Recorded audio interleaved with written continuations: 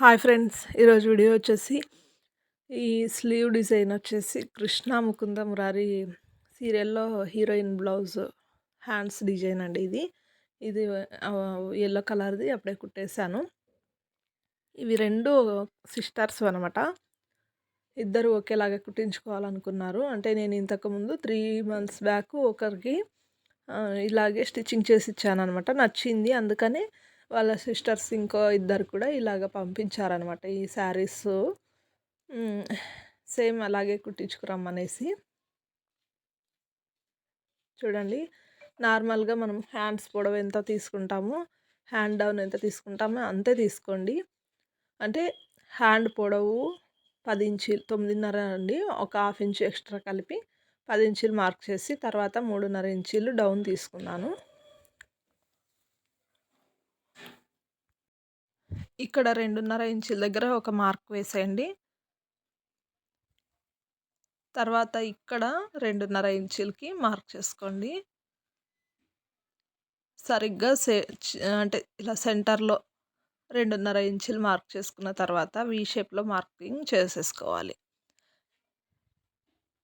ఇలా స్కేల్ పెట్టేసి straight line గీసేయండి. చూడండి, ఇలా క్రాస్ లైన్ వి షేప్ వచ్చేస్తుంది. ఈ షేప్‌లో కట్ చేసుకోవాలి. ఇక్కడ కట్ చేయకూడదు. ఇక్కడ మాత్రమే కట్ చేయాలి.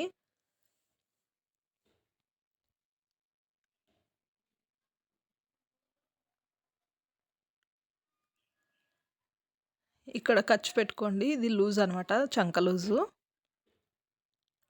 ఇప్పుడు ఇది వి షేప్ వచ్చింది కదా! అక్కడే మనము ఈ పీస్‌ని ఇటు తిప్పి ఇలా చూడండి 1 ఇంచ్ ఎక్స్ట్రా మార్క్ చేసుకొని కట్ చేసుకోవాలి.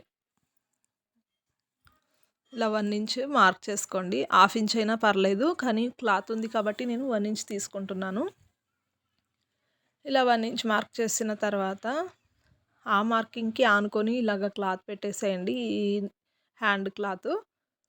పఫ్ పార్ట్ క్లాత్ అయితే మనకు ఎంత కావాలంటే చూడండి 10 + 3.5 ఇంచీలు సరిపోతుంది మనకు ఈ హ్యాండ్‌కి.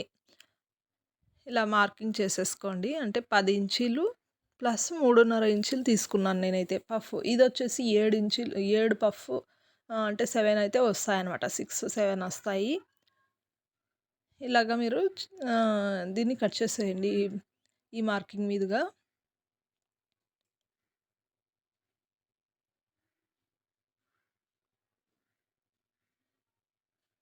ఈ క్లాత్ అవసరం లేదు మనకు.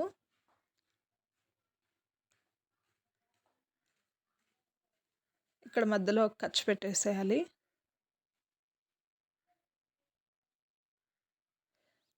అంతే అండి. లైనింగ్ కటింగ్ అయిపోయింది. ఇక మెయిన్ క్లాత్ కట్ చేసుకోవాలి. మెయిన్ క్లాత్ కూడా సరిపడా ఉంది కాబట్టి ఎక్కడ అతుకులైతే పడవు. చాలా స్మూత్‌గా ఉంది. జార్జెట్ క్లాత్ ఇది.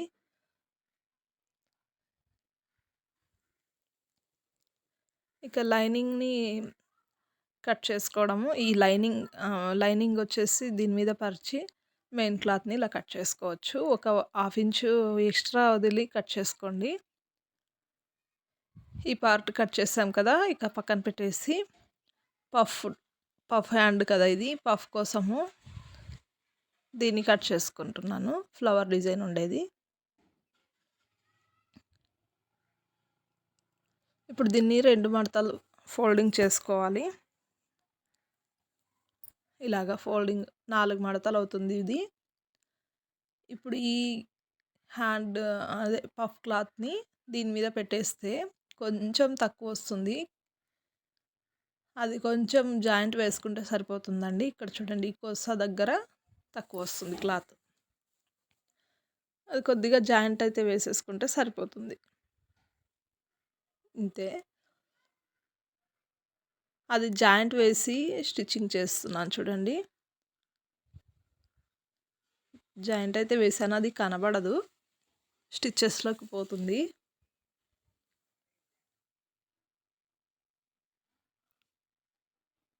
ఇప్పుడు లైనింగ్‌ని కుట్టుకోవాలి దీని మీద.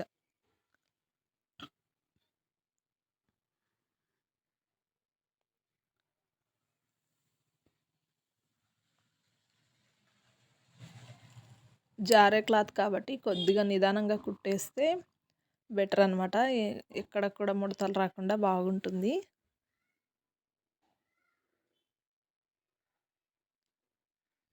అంతే అయిపోయింది.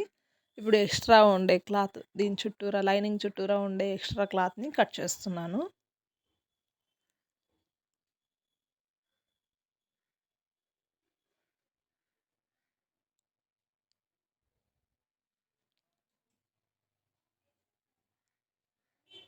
అయిపోయింది. చూడండి ఇలా ఉంది ఇది. ఇది పఫ్ సైడ్ క్లాత్ అనమాట.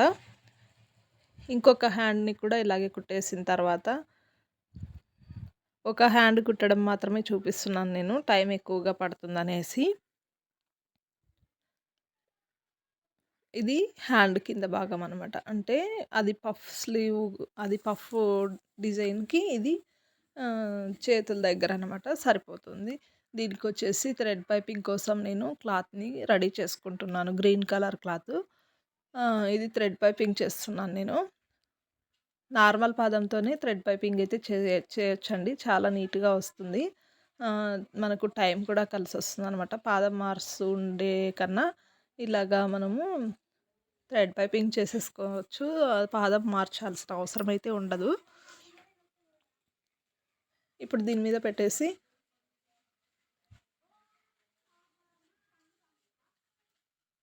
ఇలా కుట్టేసుకోండి. కొంచెం చేయి సపోర్ట్ ఉండాలి.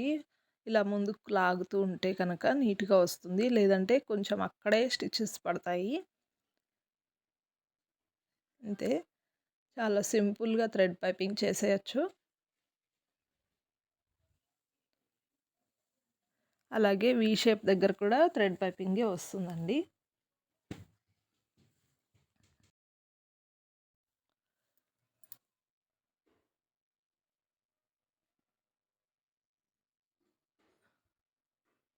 వి షేప్ వచ్చే చోట సూదిని కిందికి దించేసి తిప్పాలనమాట. టెన్షన్ పైకెత్తి ఇలా తిప్పితే కనుక అప్పుడు కరెక్ట్‌గా షేప్ అనేది వస్తుంది. చూడండి ఇలాగా. మనం దాన్ని ఏమి మార్చాల్సిన అవసరం ఉండదు.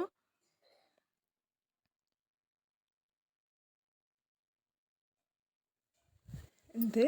ఇప్పుడు దీన్ని లోపలికి ఫోల్డింగ్ చేసి కుట్టేసుకోవాలి థ్రెడ్ పైపింగ్‌ని. లోపల వైపు నుంచైనా కుట్టుకోవచ్చండి. లేదా బయట వైపునైనా కుట్టేసేయొచ్చు. నేనైతే ఇప్పుడు ఇలా ఫోల్డింగ్ చేసి బయట వైపే కుట్టి చూపిస్తున్నాను. ఇలా కూడా కుట్టొచ్చు అని. చూసారా ఎంత నైస్ థ్రెడ్ పైపింగ్ అయితే వచ్చింది. చాలా నైస్‌గా థ్రెడ్ పైపింగ్ అయితే వచ్చిందండి. సూపర్‌గా ఉంటుంది. నేను ప్రతీదీ ఇలాగే చేస్తాను. థ్రెడ్ పైపింగ్ కావాలన్నోళ్ళకి ఖచ్చితంగా ఇలాగే చేసిస్తాననమాట. చూడండి. మధ్యలో కొంచెం ఖర్చు పెట్టుకోవాలి. లేదంటే కరెక్ట్ షేప్ అయితే రాదు. తర్వాత దీన్ని కూడా అంతే. కింద దాని మాదిరిగా ఫోల్డింగ్ చేసి ఇలా కుట్టేసుకోవచ్చు.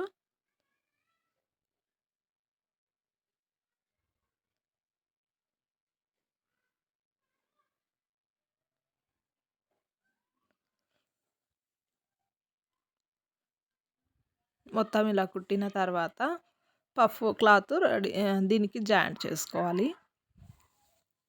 చూడండి పైపింగ్ ఎలా వచ్చిందో మీరే చెప్పండి.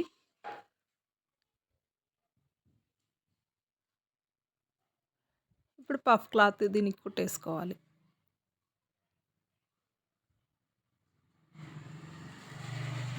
దీనికి జాయింట్ చేసుకోవాలి కరెక్ట్‌గా. మీరు కావాలి అంటే సూది గుచ్చేసేయండి. సూది గుచ్చి నీట్‌గా కుట్టేసుకోండి సరిపోతుంది. నేనైతే ఇలా హ్యాండ్‌తోనే పెట్టేసి కుడుతున్నాను.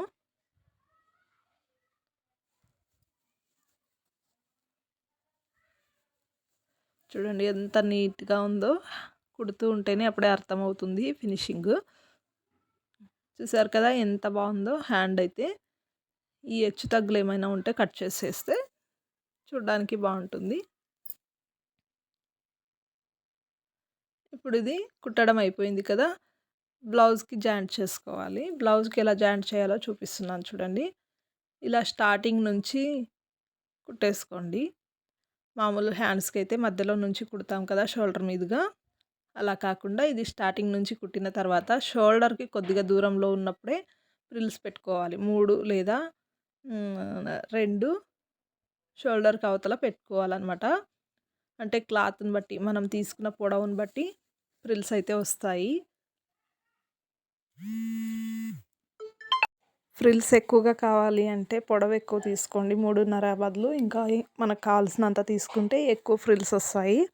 ఫ్రిల్స్ ఎక్కువగా వద్దు అంటే పొడవు తక్కువ తీసుకోవాలి, హ్యాండ్ పొడవు. అప్పుడు మీకు కరెక్ట్‌గా ఎంత కావాలో అంత వచ్చేస్తుందనమాట. ఒక 3 కావాలనుకోండి, 1.5 ఇంచ్ తీసుకుంటే సరిపోతుంది. నేను 3.5 ఇంచులు తీసుకున్నాను కాబట్టి 7 ఫ్రిల్స్ అయితే వచ్చాయి. ఈ హ్యాండ్‌ని కూడా సేమ్ దానిలాగానే స్టార్టింగ్ నుంచి కుట్టుకున్న ఈ షోల్డర్ దగ్గర ఫ్రిల్స్ పెట్టుకోవాలి. చూడండి, షోల్డర్కి 1 ఇంచ్ దూరంలో పెట్టేస్తే సరిపోతుంది. 3 షోల్డర్ మీద 1, షోల్డర్ యువతల 3 వస్తాయన్నమాట. మొత్తం 7. సైడ్ జాయింట్ చేసేటప్పుడు ఖర్చు చూడండి, చెస్ట్ పార్ట్ దగ్గర ఒక ఖర్చు పెట్టింటాము, ఆర్మోల్ దగ్గర ఒక ఖర్చు పెట్టింటాము. ఆ 2 మ్యాచ్ అవ్వాలన్నమాట. అప్పుడే కరెక్ట్ చెస్ట్ లూజ్ అయితే వస్తుంది. చెస్ట్ లూజ్ వస్తుంది, ఆర్మ్ లూజ్ వస్తుంది. అలా మ్యాచ్ కాలేదనుకోండి కరెక్ట్గా అయితే ఉండదు. కుట్టేసిన తర్వాత చూడండి, హ్యాండ్స్ ఇలా ఉన్నాయి, ఎంత బాగున్నాయి కదా డిజైన్. కలర్ కాంబినేషన్ కూడా చాలా బాగుంది. ఇప్పుడు చేతులు లూజ్ చూసుకుని సైడ్ జాయింట్ చేయడమే. 5 ముక్కలు మార్కింగ్ చేసి స్ట్రైట్గా చూడండి, ఇక్కడ ఖర్చు ఉంది కదా, ఆ ఖర్చు మీదనే స్టిచ్చింగ్ పడుతుంది. ఇంతే, చాలా సింపుల్గా ఈజీగా కుట్టేయచ్చు. వీడియో నచ్చితే కనుక లైక్ చేయండి, షేర్ చేయండి. కొత్త వాళ్ళు కనుక చూస్తున్నట్టయితే సబ్స్క్రైబ్ చేసి పక్కనే ఉన్న అలానే బెల్ ఐకాన్ని క్లిక్ చేయడం ద్వారా నేను చేసే ప్రతి వీడియోస్ మీకు ముందుగానే వస్తాయి. చూడండి, హ్యాండ్ డిజైన్ నుంచి బ్లౌజ్కే అందం వచ్చిందనమాట. తొడుక్కున్న తర్వాత శారీ మీద ఈ బ్లౌజ్ చాలా బాగుంటుంది. బ్లౌజ్ వల్ల శారీకి అందం వస్తుంది అనేది ఇలాగేనండి. చాలా బాగుంది బ్లౌజ్ హ్యాండ్ అయితే. నార్మల్గానే మనము మంచి అంటే నార్మల్ హ్యాండ్స్ ఉన్నా సరే బ్లౌజ్ బాగుంటే కనుక చాలా బాగుంటుంది. ఇప్పుడు చూడండి, హ్యాండ్ స్టిచ్చింగ్ అంతా అయిపోయింది కదా, ఇలా వచ్చింది ఫినిషింగ్ అయితే. ఇంతేనండి, బ్లౌజ్ స్లీవ్స్ కుట్టడం అయితే అయిపోయింది. ఇక మీరు లైక్ చేయడమే ఉందనమాట. లైక్ చేయండి, షేర్ చేయండి.